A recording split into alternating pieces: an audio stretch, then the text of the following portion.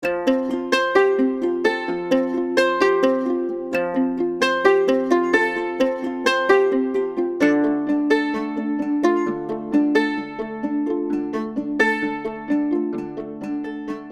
today we're gonna learn from Frank on the topic climate policy, democracy, and the politics of disinformation, confronting the global networks of post-truth, denial, and delay. So as you guys already know, Professor Frank Fischer, he is the founder of the Critical Policy Study Journal and also the Critical Policy Study Network. He won a lot of awards, including the enduring contribution in critical policy study from CPS. His talk today is related to a keynote he presented at the conference on climate backlash at Science Pole in Paris in October of 2025. For the discussions today, we have Professor Alan Mandell from the Empire State College, State University of New York. We have Maria Proestou from Humboldt University of, at Berlin. We have Noe John Joseph Sacramento from the University of the Philippines, Cebu. So the floor is you, Frank. Well, thank you, Piyapong.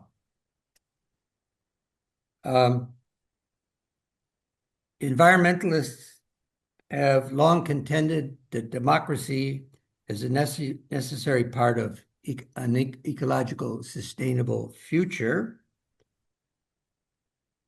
We need, according to the argument, democratic political systems to collectively deal with the ecological crisis in socially just ways.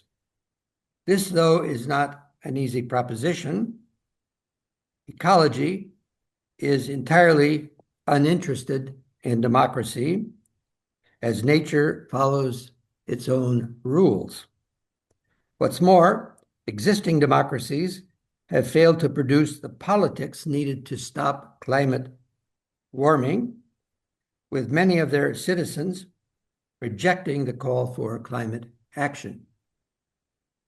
Further, independent of its merits, democracy is being increasingly weakened by authoritarian populist politicians around the world, countries that not only question democracy, but promote climate backlash as well.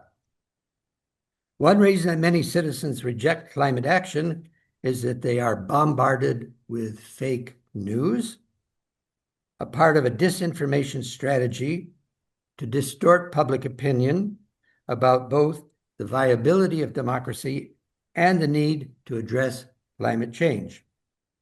Insofar as post-truth emerged about 10 years ago, during the populist campaigns for Brexit and the election of Trump, most everybody has now heard of post-truth and fake news, but it is nonetheless important to posit a few definitions, which are on this slide too.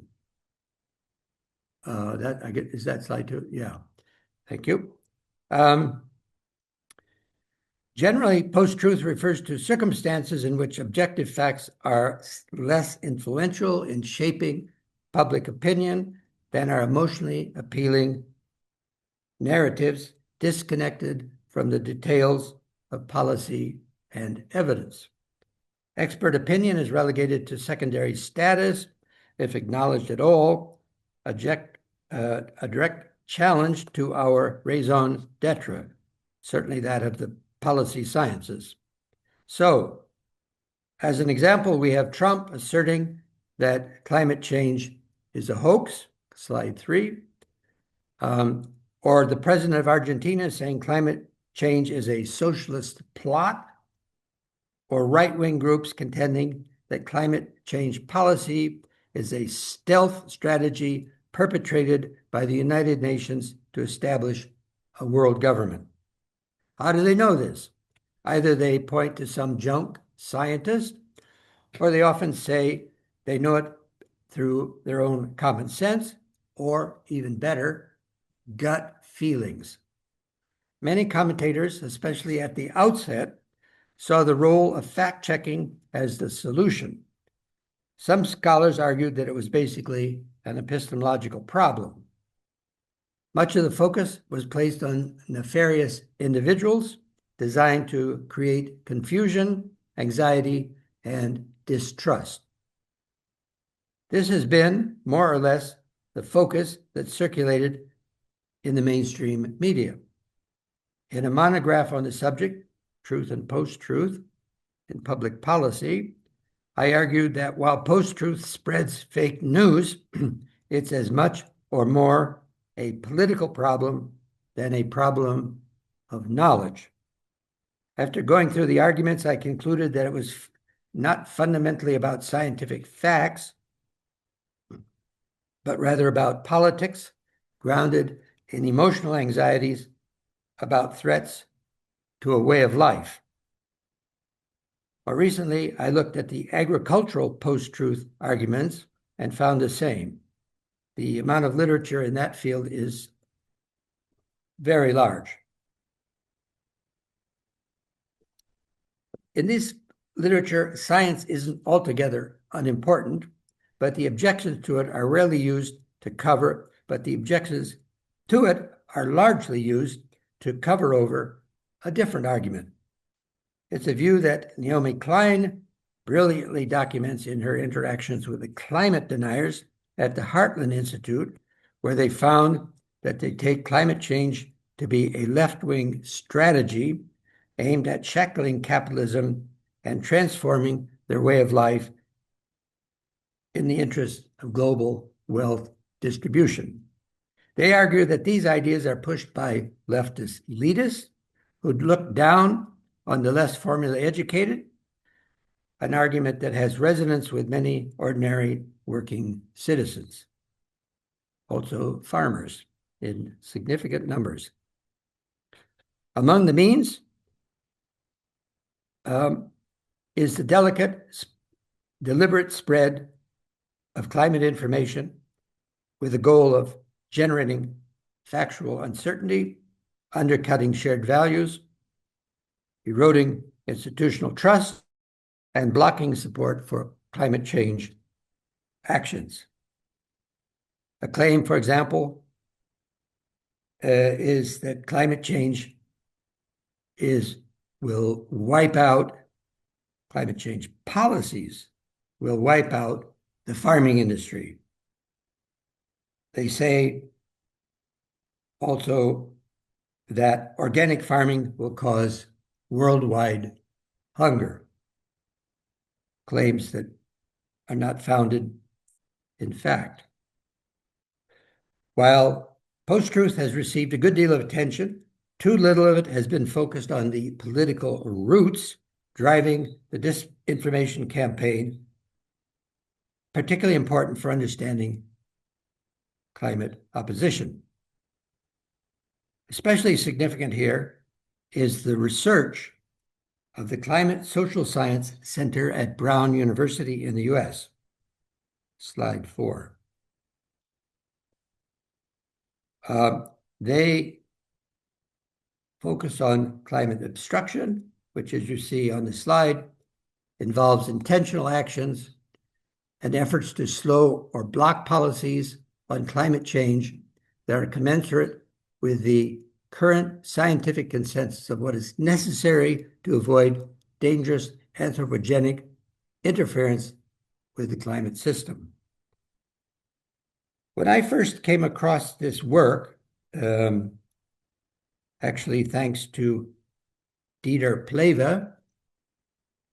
at the Wissenschaftszentrum, who has been working with them, I was rather astonished. Their eye-opening, pioneering research impressively documents the degree to which right-wing forces have developed an aggressive strategic politics of denial and delay, a kind of wall of resistance dedicated to making sure that ecological transformation does not happen. The significant point here is the move from denial to delay. Denial often runs into problems because of the scientific facts, so they've tended to move on to find ways simply to delay the actions as long as they can, particularly for the advantages of the industries that benefit from warming the climate. This work describes a hidden network of climate obstruction, a hidden network in plain sight. And you see a picture of it here. I can't make it larger, but these are the various components. And the graph gives you at least a good idea of the complexity of this extending around the world. Designed to obstruct both climate discourses and policy proposals, this denial machine is not surprisingly, serves as a front for unsustainable industries such as oil, gas, and coal, agriculture, utilities, and transportation. Slide 6. Although governing the structures of the network, and so they have published 2 books. This is the first one. I think it's open access. The idea is to extend this information as widely as possible. The graph that I show comes from there, and it's just filled with unbelievable documentation, unbelievable degree of documentation. They have a second book on the same thing, but in Europe. Actually, in Paris, somebody jumped out and said, yeah, but that's American research. And I was able to put up a picture of the book of the cases from Europe. Although the governing structures of the network are difficult to uncover, in part because they involve a sprawling constellation of actors seeking to remain relatively opaque, the individual components of this network are mainly held together through overlapping board members and shared personnel. The center in Brown has devoted its time to getting into and finding these connections the best they can. They're still working on it.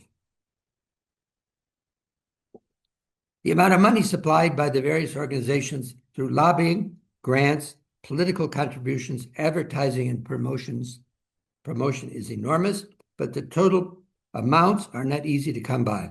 In this chart, I just give a little idea from one segment, namely the U.S. trade associations between 2008 and 18. $2 billion for advertising, promotion, lobbying, grants, and so forth. But that's just one segment of this large network. The research shows the ways that this less visible but largely interconnected global network is in the business of developing and advancing arguments that distort discussion of climate policy, climate action, the time frames involved, who's responsible, and how costs and benefits should be distributed. Basic to the organizational structure are powerful players. You can put up number 8. These are the players. First are the wealthy billionaires and their foundations, which financially support fossil fuel industries, often through dark money channels, such as the Murdochs the Koch brothers, Thiel, and Musk. Slide 8. Next slide.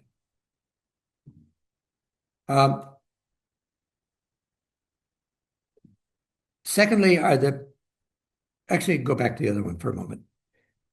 Second are the petrostates, propped up by extractive industries, and the politicians who do their bidding by creating anti-climate legislation and regulations, countries such as Saudi Arabia, the Emirates, and Russia.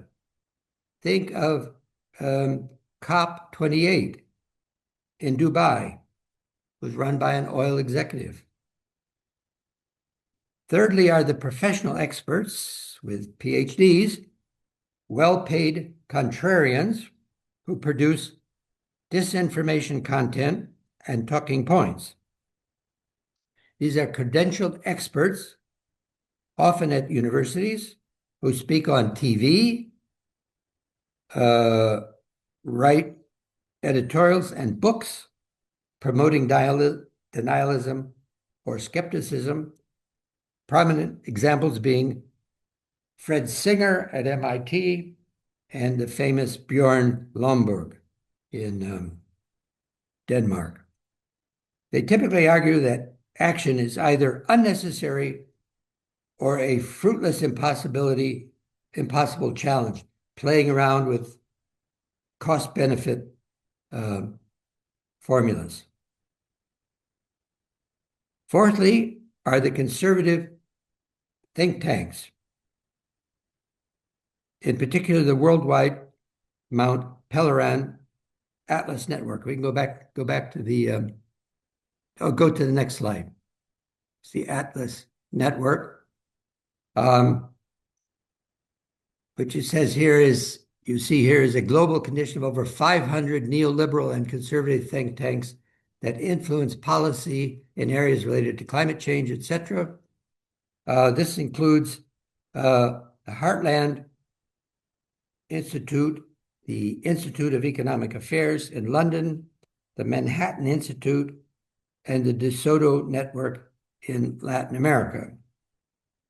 They have a vast amount of funding from groups like Exxon, the Koch brothers, who gave nearly 30 million, and their Atlas is the think tank uses obstructive framing, 79% advocating for policy skepticism, fossil fuel defense, and so forth.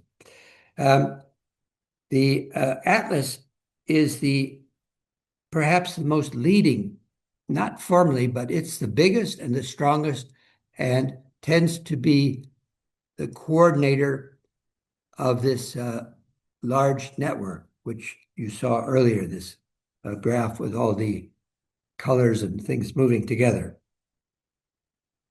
And Dieter Pleva and a woman in Scotland have written a small book that documents as best they can the relative obscure activities of this network.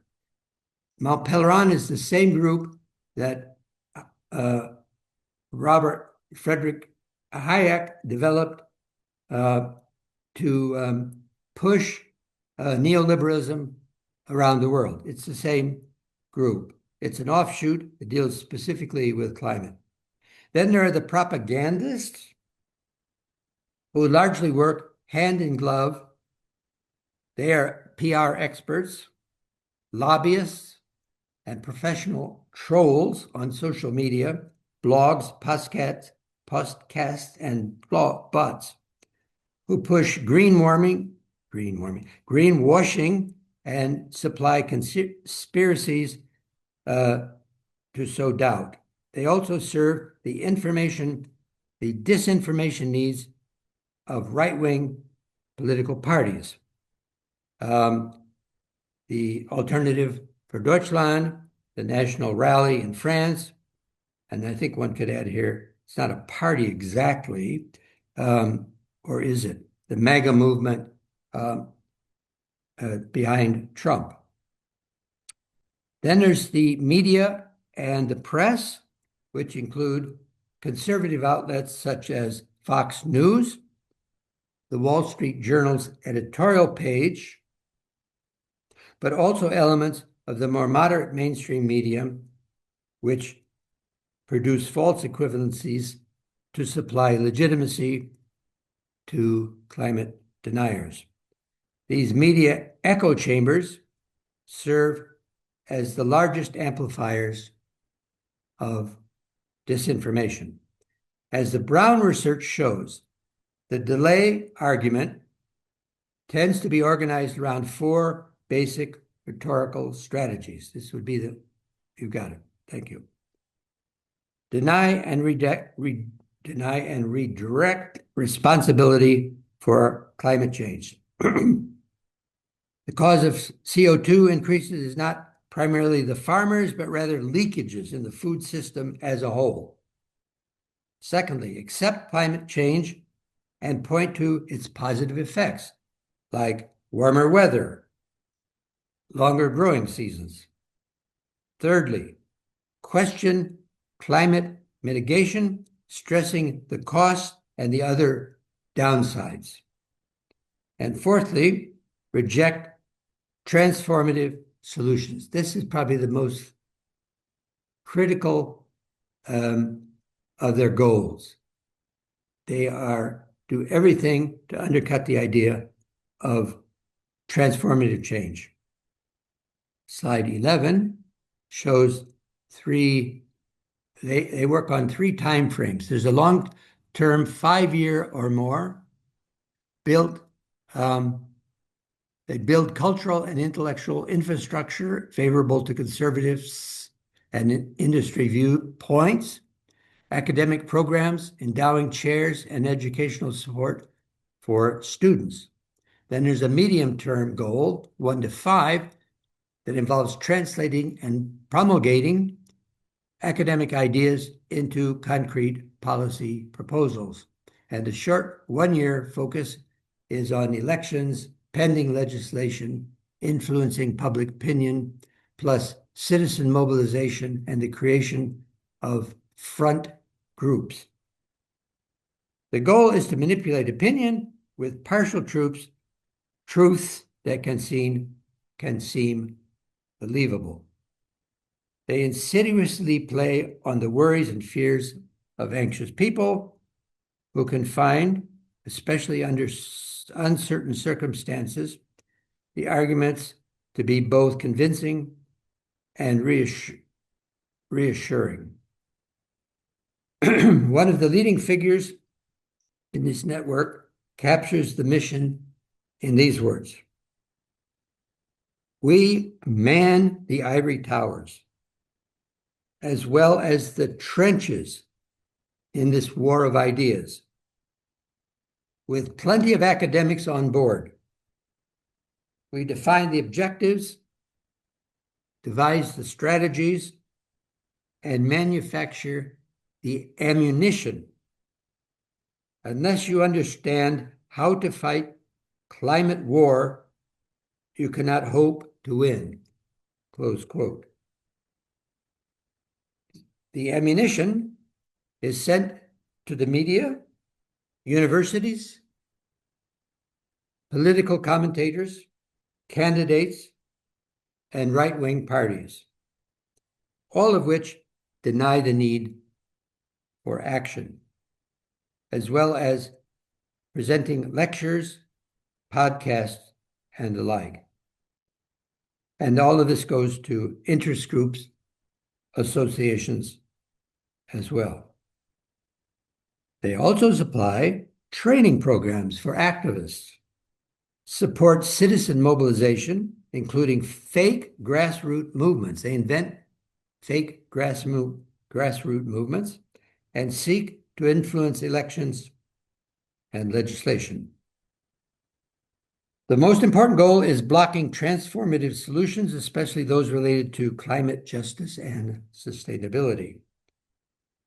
The main strategy is to preach technological fixes, which delay immediate action, buy time for the fossil fuel industry, threatened by cheaper renewals. Their favorite is promoting carbon capture, which is a long ways off to the degree that's really feasible. They envision a technocratic future that sidelines democracy and alternative lifestyles in favor of what they describe as efficient solutions, which of course will be facilitated by AI. There's no question that technologies have a part to play, but there's little or no chance that technologies can do the job alone, especially in the hands of business. Tellingly, the solutions are presented as matters for business innovation and framed as ways to make profits. If we ecologically overshoot the planetary limits, which we're doing, technologies can later bring the Earth back into balance. That's their argument. Such technologies, they claim, will generate eye-popping financial returns. Climate tech is said to be, I quote, bright, it's shiny, it's new, it screams opportunity, it's a gold mine. Money is held out to be the powerful motivator for solving the planetary crisis. Degrowth is a non-starter. People don't want it, they say. They also don't want alternative foods. Indeed, abundance, they say, is the precondition for saving the planet, including eating a lot of red meat. The goal is to build things that reduce emissions, which at the same time offer things that people want to buy and consume. They play on opinion polls that show people are for saving the environment, but not for changing their lifestyles. Evidence for which is everywhere to be found. Consumerism is as rampant as ever, including calorie intake. Post-COVID air travel is now back in full force, and more things. There's no discussion of citizens and communities. They will be saved passively by technocratic solutions. There is no mention of the need to change the way of life. Questions about environmental justice are simply pushed to the side. Experts rather than inefficient democracy is the way forward. We have to acknowledge that these oppositional discourses are now quite influential, emboldened by Trump and fellow populists, marginalizing environmental discourses. It's a sign of the success of this hidden network. In recent years, in fact, climate discussion, climate change, has pretty much dropped out of public discussion, especially since the 2024 election. I put this quote by a fellow named David Roberts, who Paul Krugman interviewed recently. He said, I would say that the 2024 election, during that election, there were a lot of people in the political establishment, a lot of pundits, a lot of Democrats who read the 2024 election as a grand historical turning point away from woke, away from racial inequality, away from climate, away from all these things that the so-called woke liberals had forced us to talk about since 2020. They just all decided at the stroke of midnight, basically, No one cares about climate anymore. Let's just stop talking about it. So, what do we make of this? What could we do? Normally, in discussions of post-truth and disinformation, various suggestions are offered, including stronger regulation of the social media, supplying the public with better understanding of science and expertise, especially with attention to issues of uncertainty and trust in science. Yet another is the need for political leaders willing and able to talk across political divisions to move society beyond the polarization impasse, all of which is good, but up against the wall of resistance. These are limited, almost want to say puny. These climate disinformers have in fact been quite successful. Many issues that were unacceptable or questioned, like geoengineering, carbon capture, or nuclear energy, are now part of the mainstream discourses. Von der Leyen stood before the European Parliament and said we have to rethink nuclear power. They say we have these small modular things, so it's all different. But this is not true. As well, genetically modern foods are again needed. These groups have helped to change the political discourse, offering permission structures. And a good example of this was an essay by Bill Gates. It was about the time just before I gave this lecture in October last year.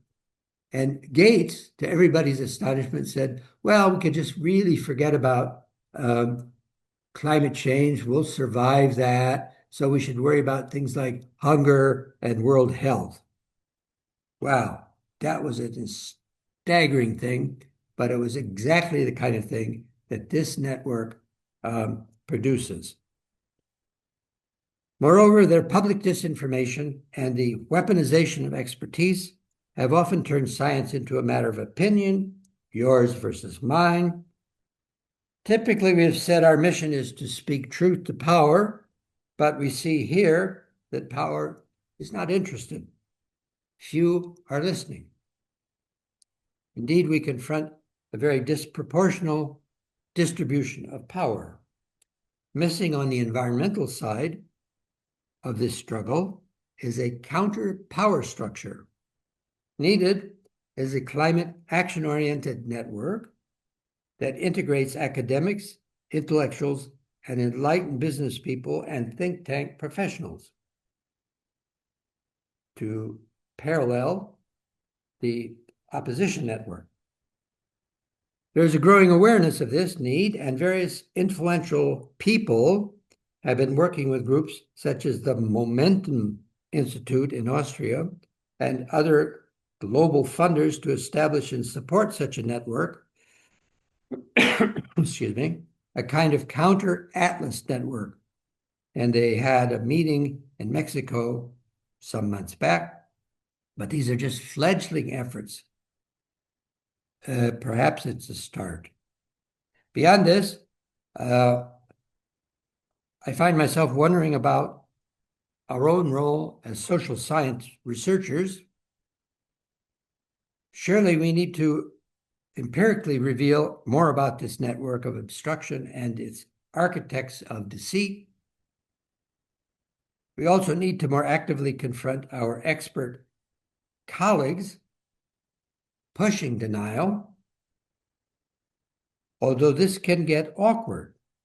Brown University has been threatened for housing the Climate Social Science Center from this very network.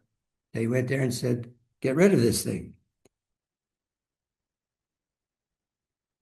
We do need, do we need to become, I wonder, more advocacy-oriented as the planet sinks further into ecological crisis?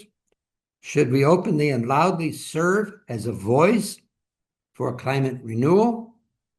As a profession, actively support environmental movements and climate activists, perhaps taking the Climate Social Science Center as a model? Maybe following Dewey and Laswell, we should develop something like a policy science for climate democracy, organizing as public intellectuals more deliberative media events, climate assemblies, and other things, which we do, but they're very marginal. Some say we would lose our nonpartisan believability, but we've already lost it with these groups and much of the public. I have some further thoughts about this, but in the interest of time, I'll just conclude with the question: what's our role as social scientists in this pressing, one could say, existential struggle to combat obstructive backlash? Just more research?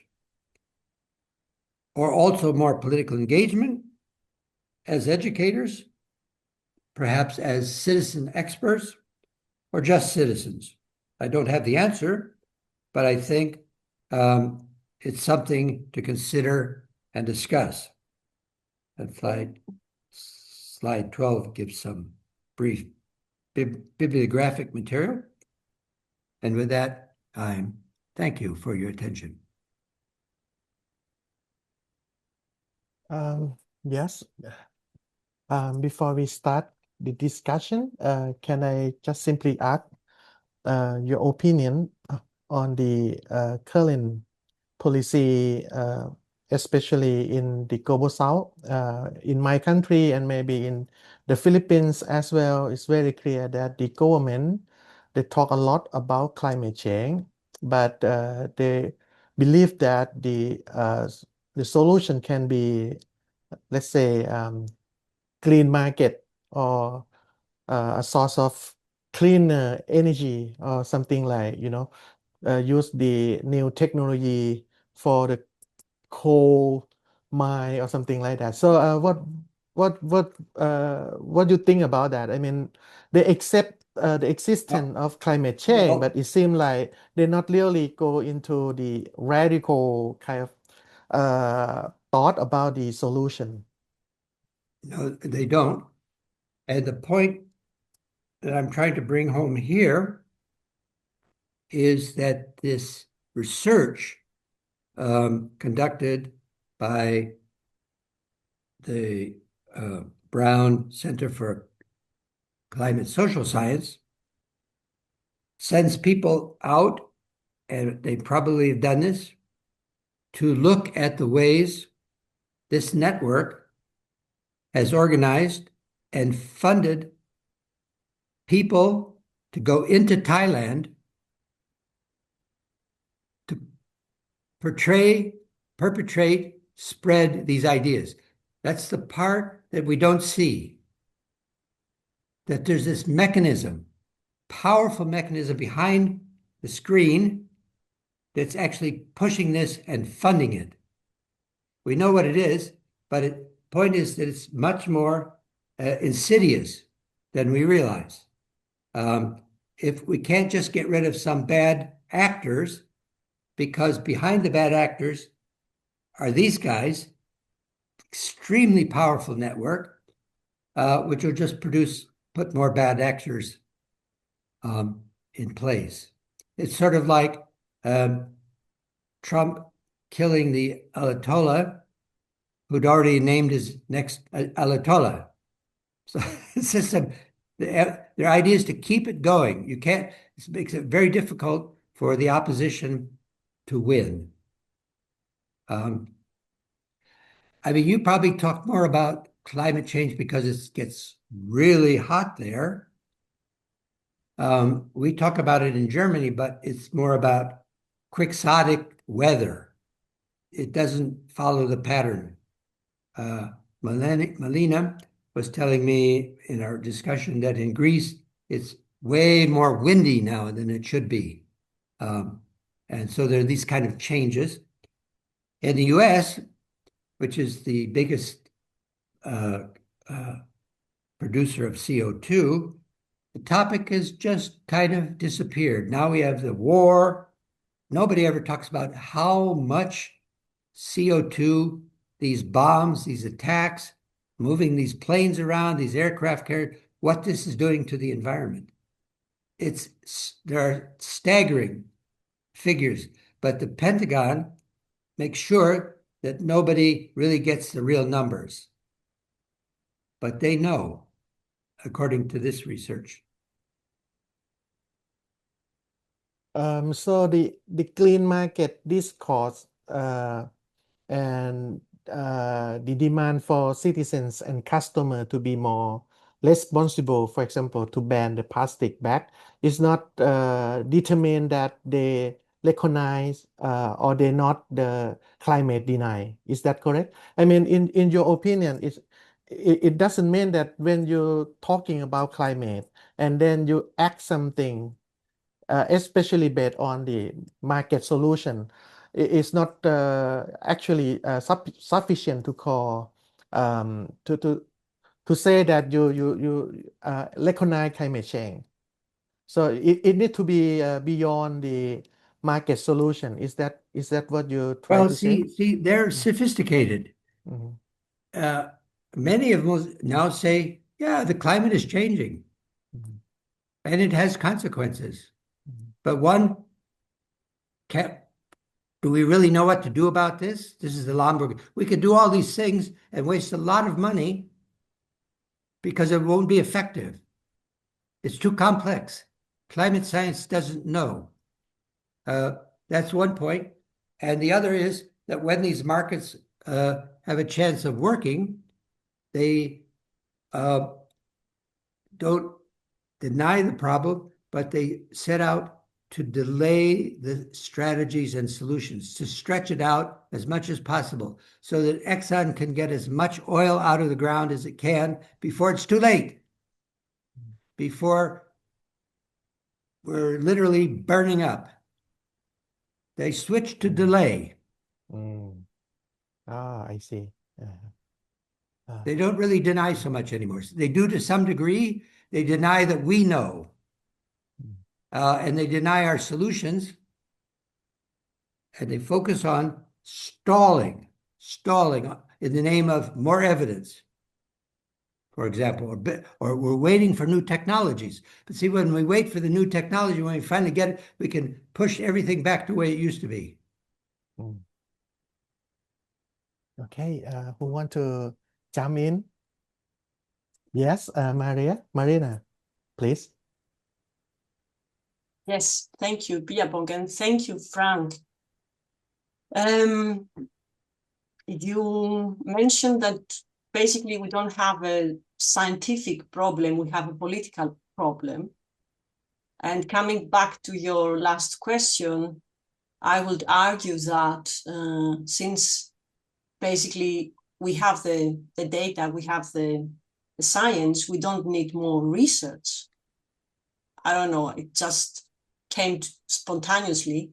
We also, I think we don't need more experts, or we don't need expertocracy. We don't need social scientists, experts, I think, because in my opinion, we have enough. And maybe what we need is what you mentioned. You mentioned two things. You mentioned political engagement and maybe a powerful, I don't know, or influential, maybe citizenship, citizen. And the other thing is that you also talk about, I think we have talked about this in previous presentations. You talked about emotions, and I'm not sure if it is correct, or if it is, to use the word you don't like, efficient or effective, to make the problem, to have an emotional, not emotional problem, but to bring emotion into this scientific language, or maybe to bring emotion into the political scientific language. Yes, so these are more or less comments. And I have one question. The question I have is that I believe, or I have the feeling that people,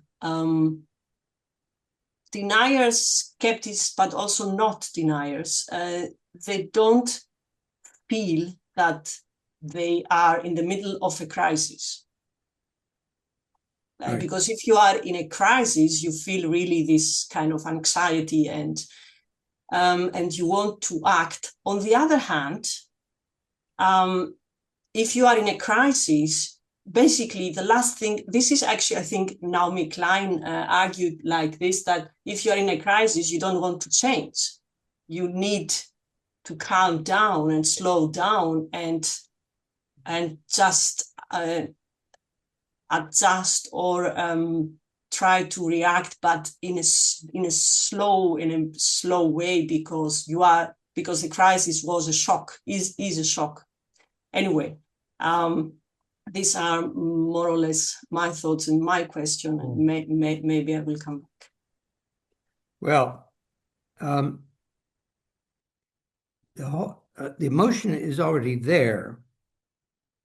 Arguments on both sides are very emotional, of course.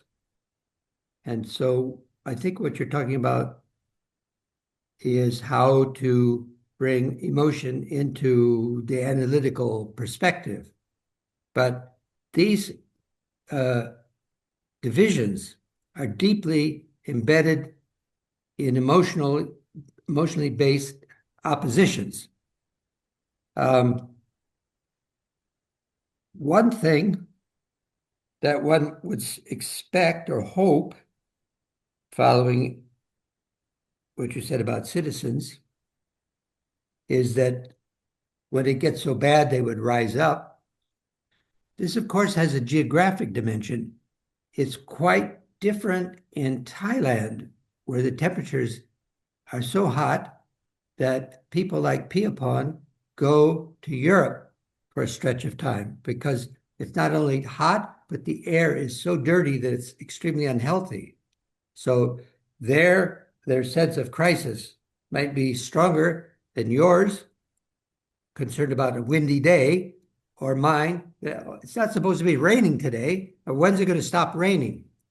With other people saying, well, we need rain. So it gets a bit confusing in this way. But Alan and I belong to a network that runs discussions, and the current one that they have focused on, asked people to contribute to,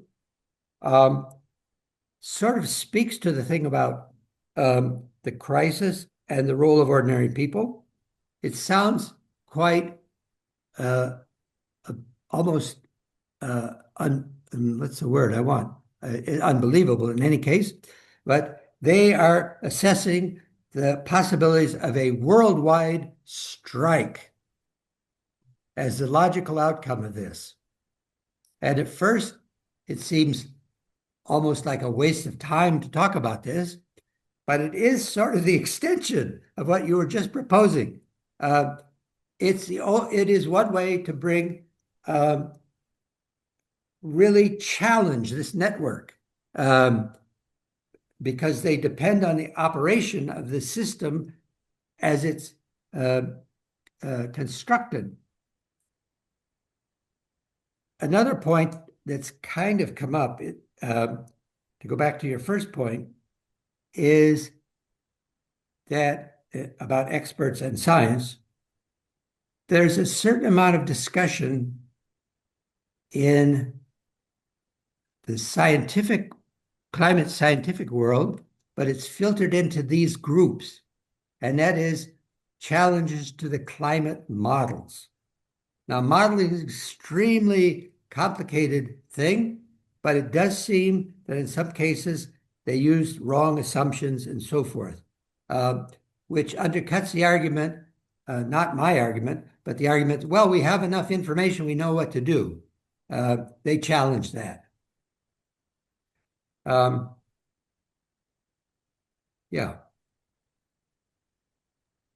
Alan, please. Hello, everybody. Thank you so much. Frank, thanks for this talk. I think it's, I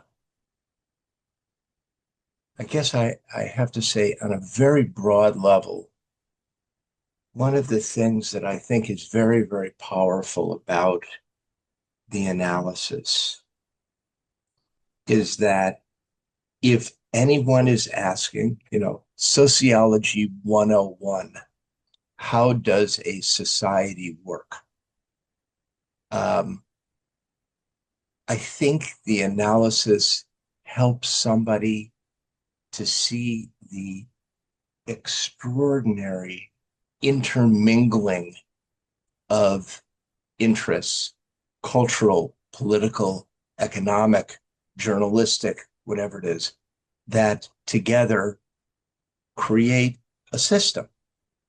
So I just think that one of the things about the Brown work, Frank, that really strikes me and that you have described is that I don't think we often see this interpenetration of parts of society.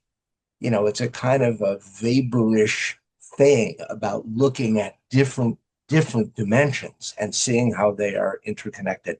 I think that that's really, really, really strong. I have a question, but I just want to say two quickie things.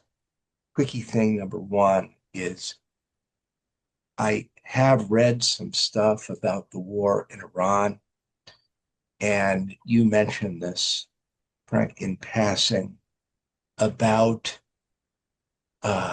the unbelievable contamination of water, the pollution possibilities, the contamination that has resulted from, from everything from the desalinization discussion. I mean, it is really striking.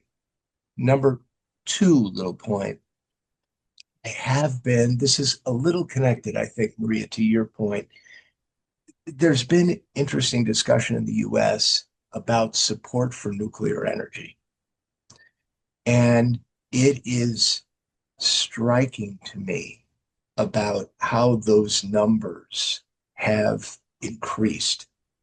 The most recent polls that I have read about, I mean, this is just like New York Times knowledge, is, something like 65% of the population, sometimes 70% of the population thinks that nuclear energy is the solution to this problem, especially given the war, for instance, the current war, the instability of the oil universe upon which we depend.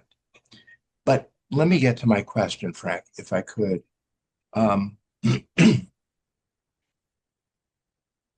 And in an interesting way, this connects to me to what Habermas might have to say about this. And it's this.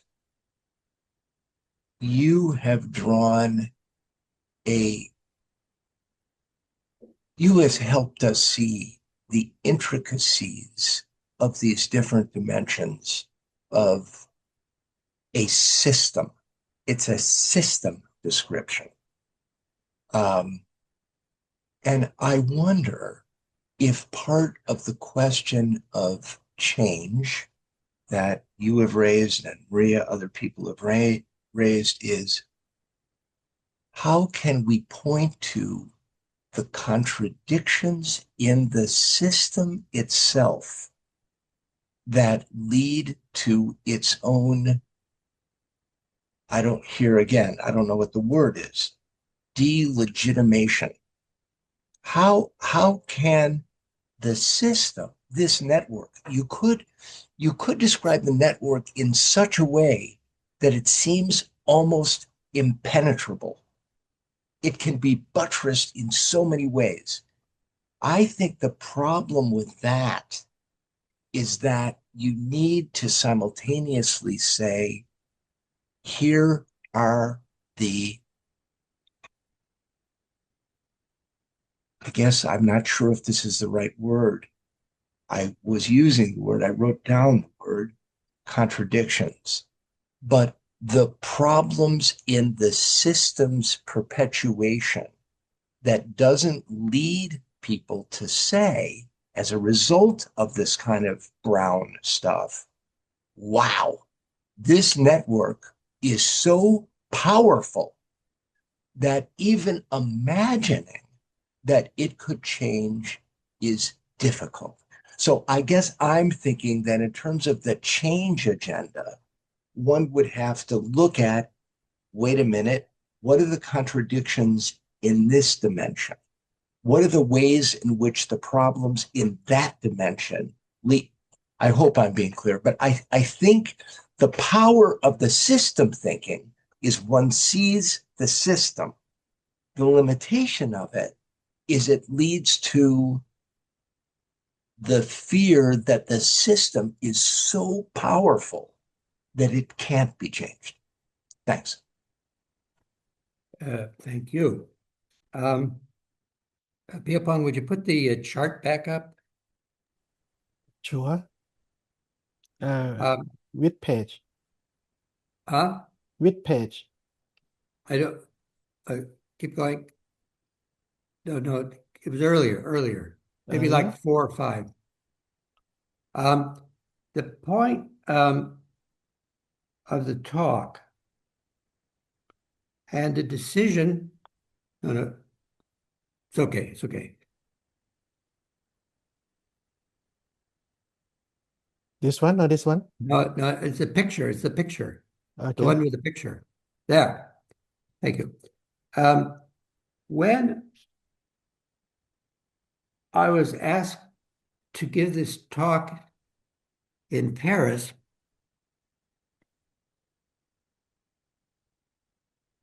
I wondered what I had to say.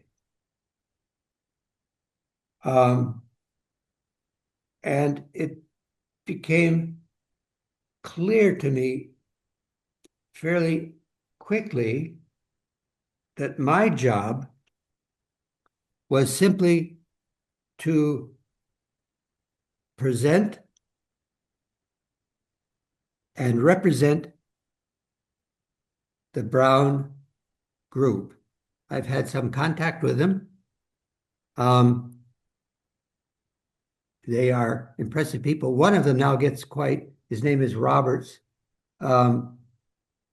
He's often, the New York Times has discovered him. So once in a while they have a little cite quotation from him. Because when I encountered this, there are these things in your career where you run across something and you say, wow, that is astonishing. And for me, this work was. And now I don't know if we can make this chart bigger here, but it's hard to see. But these are, I can't really read it here, how the network, but the funders and the big powerful players are in the green side, left side, and then this intermediate group, and it comes down to the end, the right side are the politicians and so forth. But all are moving around, and that is indeed a system. One of the things central to the Klaus Offe Memorial was the man's focus on crisis and conflict. This was his real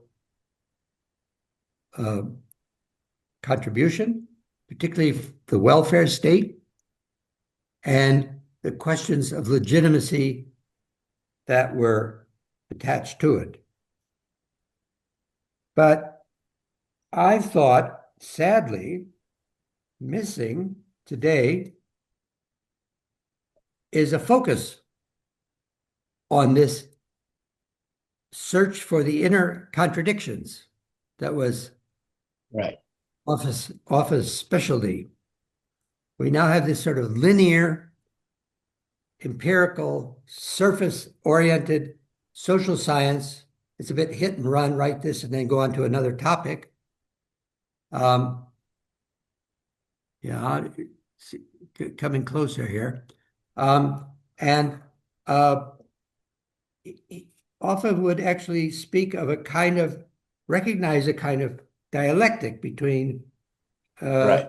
system crisis and the parts.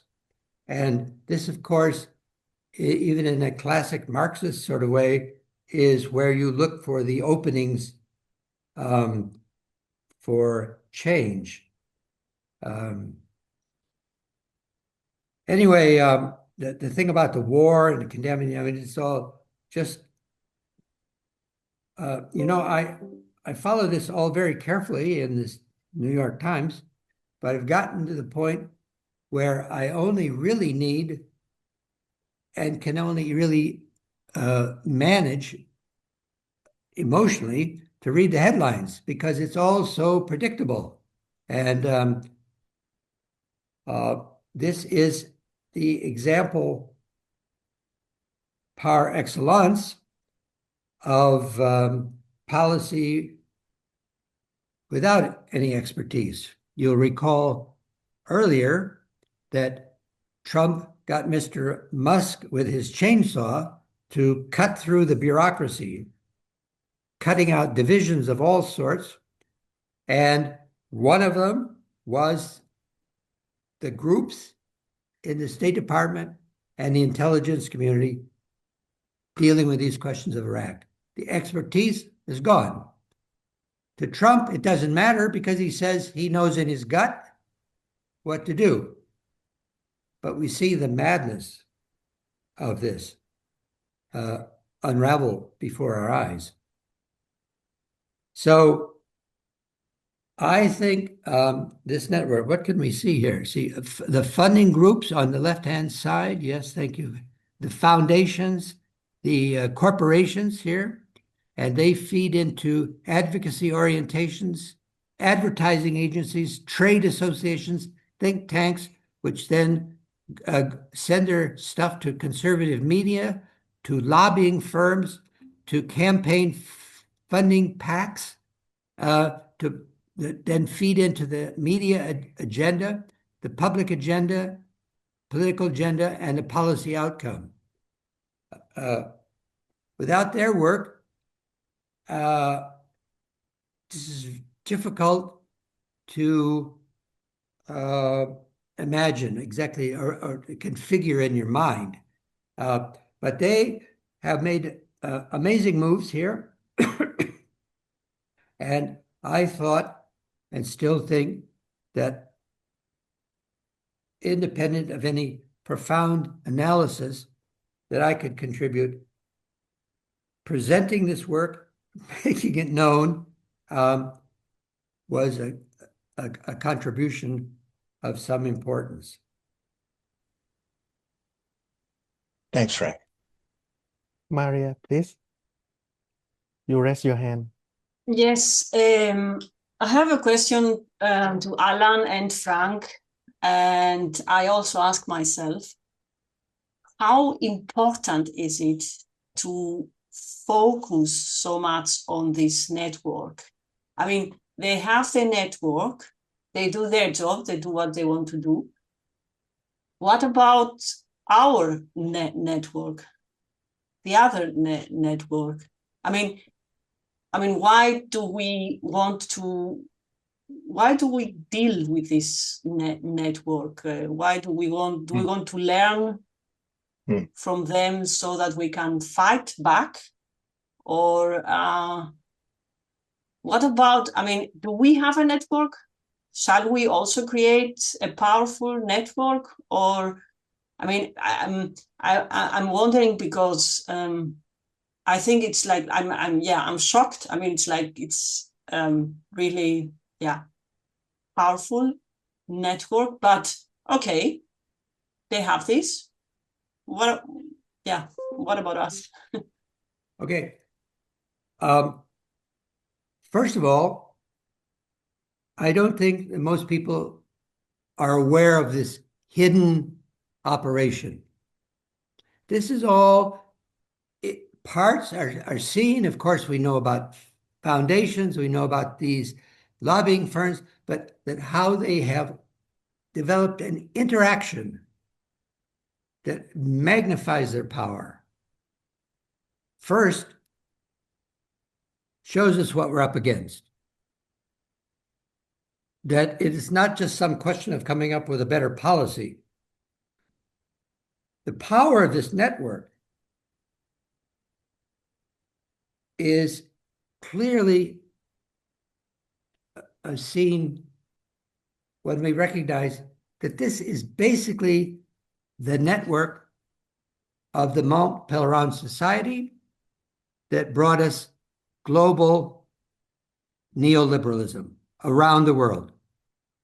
Thanks to Margaret Thatcher, who spoke with Hayek and the Adam Smith Institute in London, and Mr. Reagan, they were brought on board to facilitate this network. This is the climate aspect of it. But they brought about a dramatic transformation that changed the world, the economic system of the world, which we're now suffering the consequences of.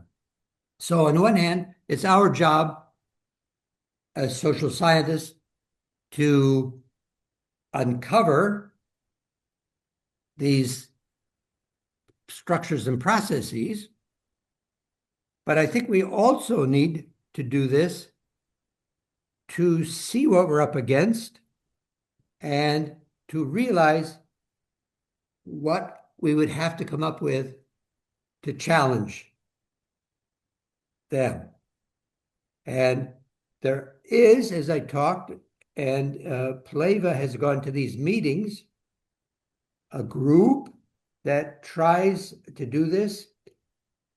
It was headed for a while by the guy who became the president or leader, whatever he calls it, at the London School of Economics, who had previously had been the head of the Hewlett-Packard company with their computers and other things.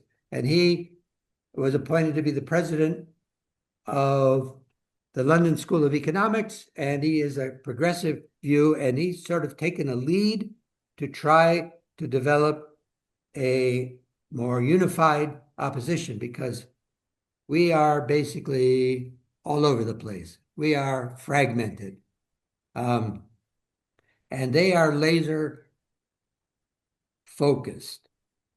And they don't have to worry too much about problematic evidence because they ignore evidence. They're pushing an ideology, period. And this guy De Soto, he has networks in all the countries in Latin America. First it was neoliberal, but now he's pushing this. So I take your point, but I think it's important to see this behind the scenes. I mean, I said this was one of the amazing things that occurred to me. The other amazing thing was when Pleva, some 10 or 15 years ago, made me aware of Mont Pelerin Society, which organized these elites to come to this mountain in Switzerland, but many, Raymond Aron and all kinds of otherwise important intellectuals. And it answered the question, how did neoliberalism take over? They would say it was just a better idea, but what you don't see is that they orchestrated the better push for the better idea behind the scenes. And they did it very powerfully with the help of a lot of people with lots of money with universities like the University of Chicago, which became the economic site for purveying this stuff, this concept. The modern day understanding of economics is basically neoliberal. They won. This was enormously successful. And I don't think we saw this, by and large, we didn't.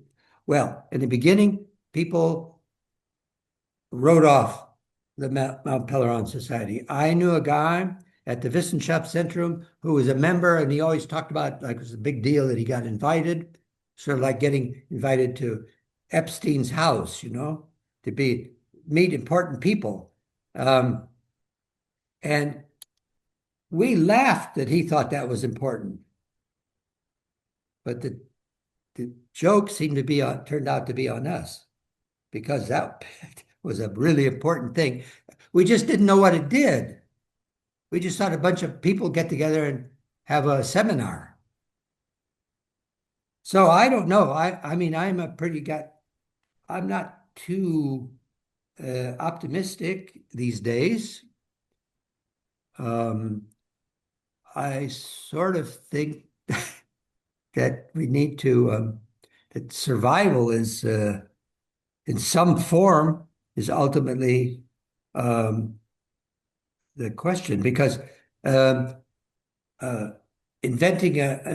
a new Democratic Party president can't turn this back, and he'll be saddled with Trump's war, so he's bound to fail, on and on and on. The world doesn't come to an end, which is one of their arguments, actually. But it's hard to find the silver lining.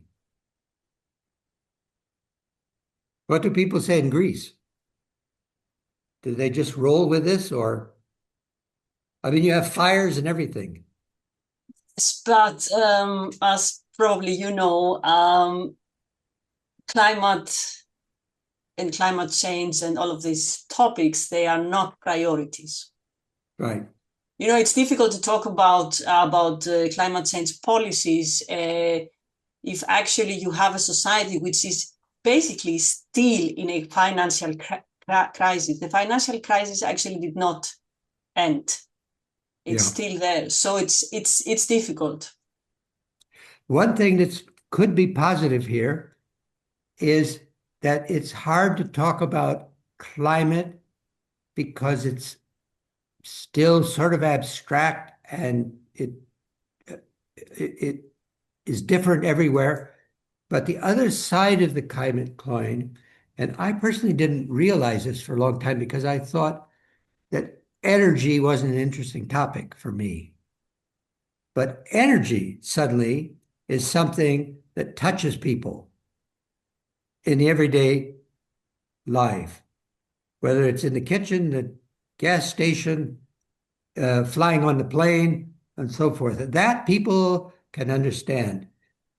Now, whether people are going to wake up because of Mr. Trump's war, we're in a period where there's a great deal of fatalism. People have stuck their heads in the sand. They don't want to see it. And if they do, it's pretty much what you said. They push it down the ranks, the ladder of priorities. They won't say it's not, but I have to drive my car to get to work. Yeah, so it's a dismal topic, actually, but it was brought to us by the dismal science, economics, as it was defined. Hey, John, do you want to add anything? Yeah, of course. Especially coming from the Global South.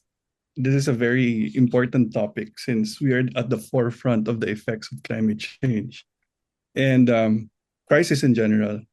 Of course, Trump, the effects of the war right now is really exponential, particularly with energy and fuel. It's like times 10 the price of commodity in the Philippines. I mean, that's in the New York Times, report on the Yeah. Philippines. Real Yeah. disaster. Yeah. Yes.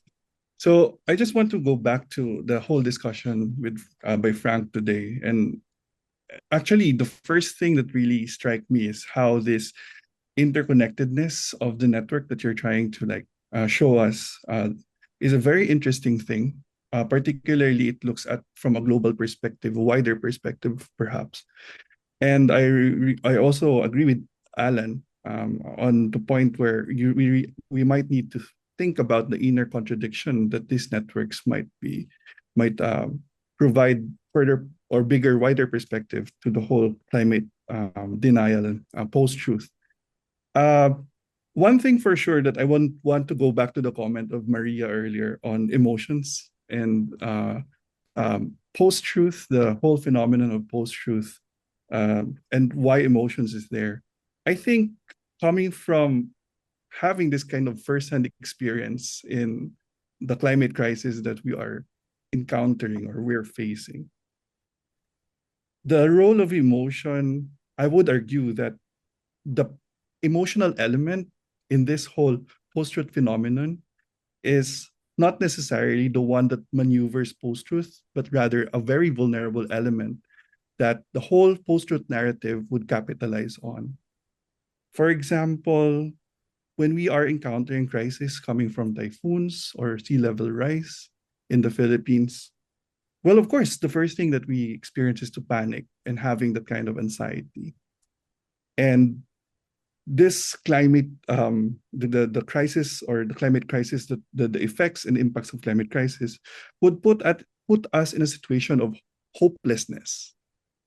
And this kind of feeling of being hopeless would further push us to really grab into that post-truth narratives that people would propagate online. So the emotional part, I would say, is also, we are victimized on that manner, but not necessarily like emotions are the one peddling for the post-truth. I would also go back to the discussion of Frank about this whole global network of climate obstruction. And I'm so interested to see from a global scale how these kinds of perpetrations are going on when it comes to this whole climate denial and post-truth. And the very big question that is, of course, I'm contemplating on is how does this whole network would impact us in the global South? How would it better, or how can we better look at it and translate it coming from a country perspective or a local perspective? Because nonetheless, this bigger network in the global scale would really translate in the national scale.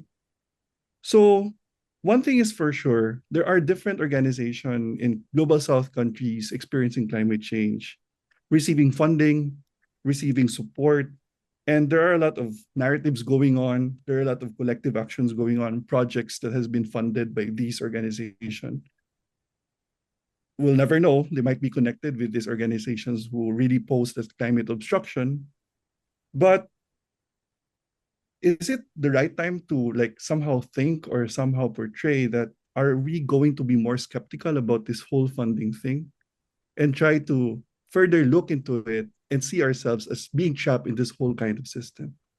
So I know a lot of climate activists and think tanks, but to see from a perspective how these activists and think tanks are being trapped in this bigger global network that the presentation or Frank has been pointing is, I think, is also a worthwhile exploration or a worthwhile activity to further understand how this bigger global network of climate obstruction and climate, those who peddles climate obstruction, climate denial, the whole post-truth thing, would translate at the local level or the national level.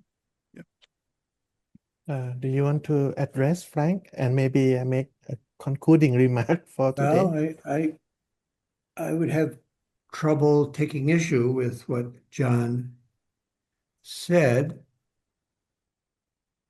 I think the one thing that we do have is the local level, In my view, I focused on the local level earlier and pointed to eco-villages as a strategy for survival and innovation and survival at that level, especially when we need it.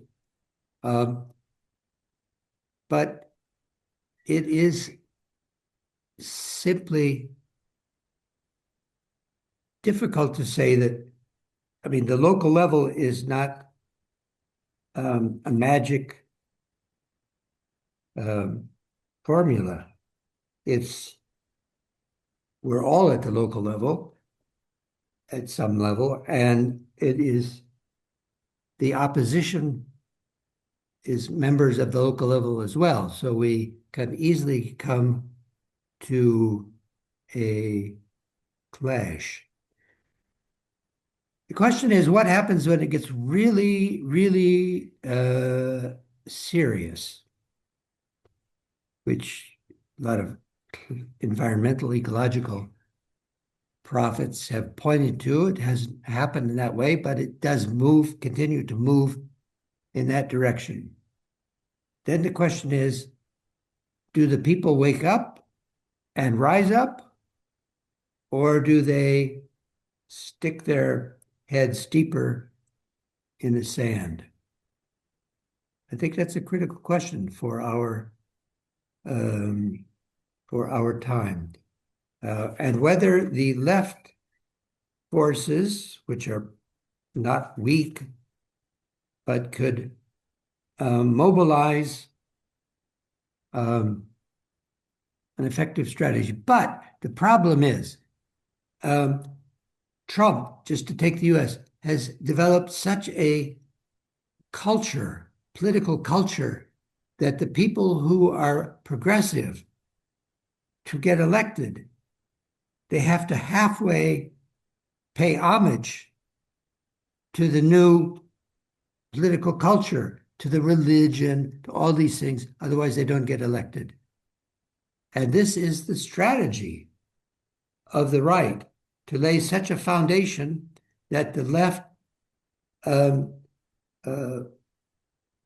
arguments have trouble getting traction.